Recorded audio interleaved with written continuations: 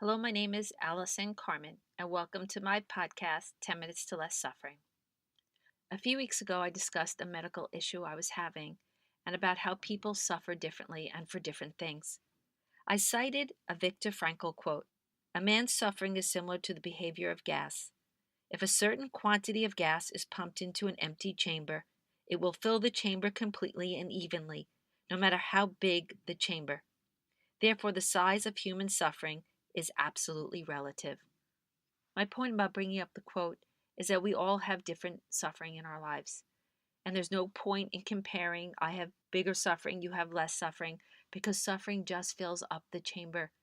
Because it's painful in life when things are not going as we expected, or there's an illness, or someone we care about is not doing well.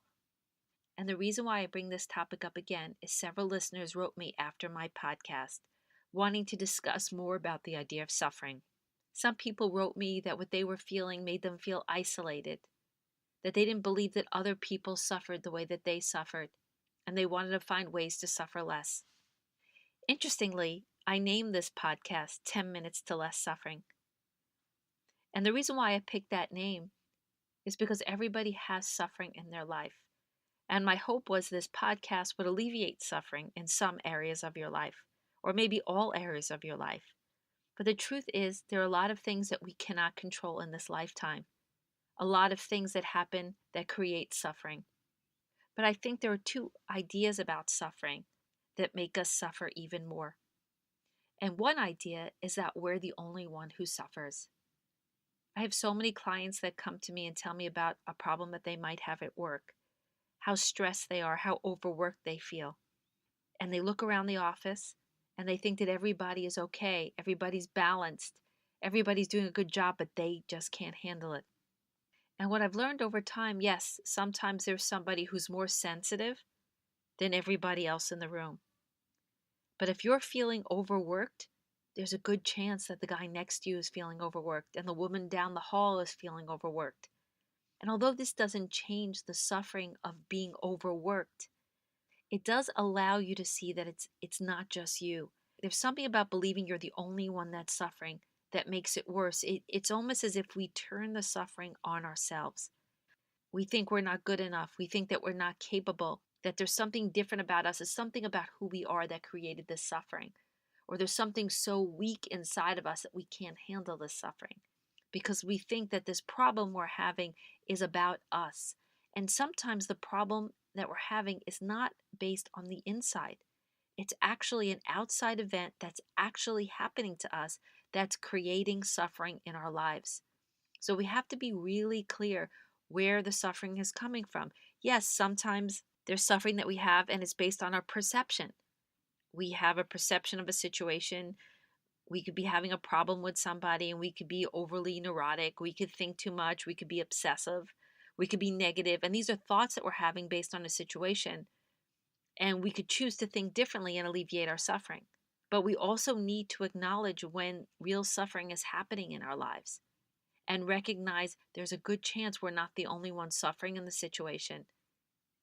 And even if we are, also recognize other people in the world are suffering from what we're suffering. And the truth is, when unexpected things happen in our lives, when difficult things happen in our lives, it could be shocking and it could be disturbing, it could be upsetting. And we might not have our footing the minute it happens, but we can't judge ourselves for it. We can't judge ourselves for our suffering. Like Viktor Frankl said, suffering just fills up the chamber. That's just what happens. And yes, we have a choice what we're going to do with our suffering. And like I said in that prior podcast, sometimes we can open a window, we could shift perspective. But we have to be so kind to ourselves and so loving. Even when I was having the situation with my breast, when people called me and said, "Oh, I had a biopsy and my friend had 2 biopsies and my friend had a lumpectomy and everything was benign." Or when people told me about their stories about having breast cancer and they survived. It just helps us to know that whatever we're suffering of, we're not the first person to suffer from it. Even if it's anxiety or depression or a problem with our children, there's something about knowing that these problems exist in the world, that our suffering is universal. It reminds us that just because we're suffering, it doesn't mean that there's something wrong with us. Another aspect of accepting our suffering is to realize that life has suffering in it.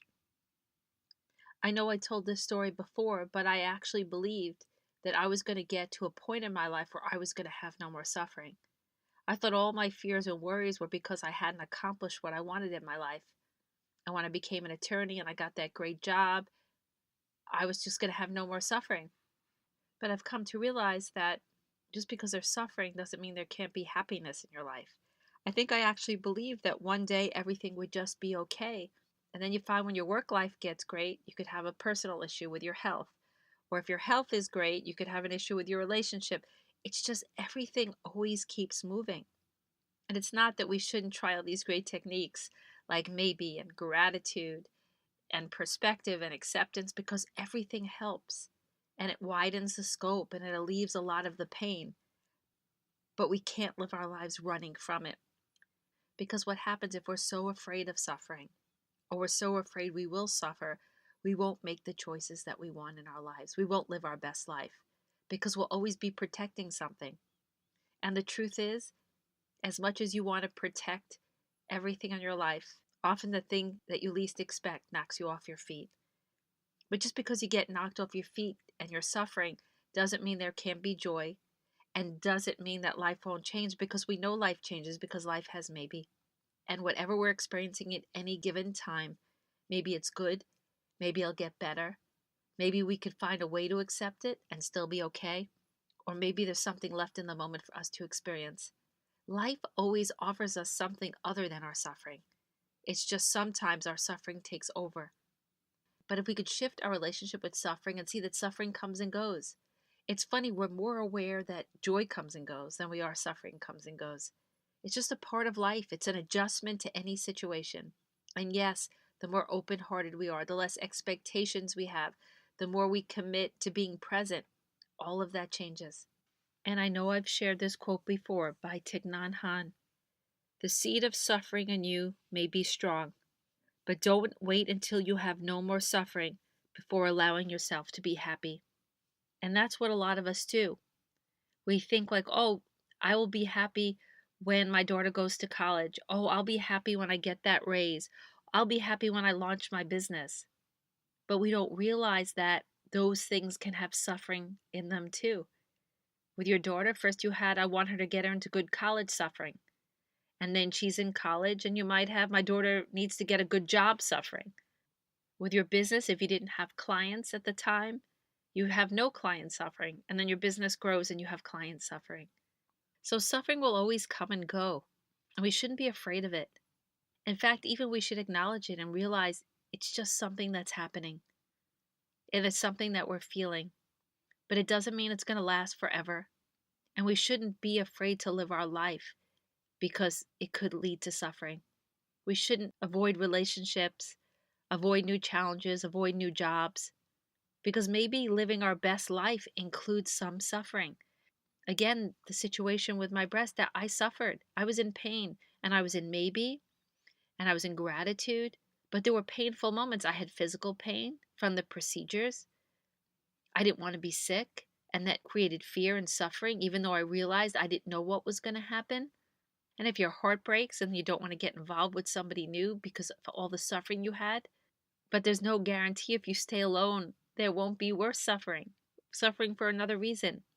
So suffering comes and goes, joy comes and goes, happiness comes and goes, everything comes and goes. But the one sturdy thing that we have within us is our choice, how to show up for every situation. How are we going to see our suffering? How are we going to see our joy? And if we choose to dig deep and be tender with ourselves and be loving and kind, whatever shows up in our lives, we will be present and we will be open-hearted. And maybe we'll be more okay when the suffering comes and less attached to it, and find the joys in the moments that we can, and know that the more present we are and the more open-hearted we are, the more likely we will get the joy out of the moment, and we will find our way to live our best life.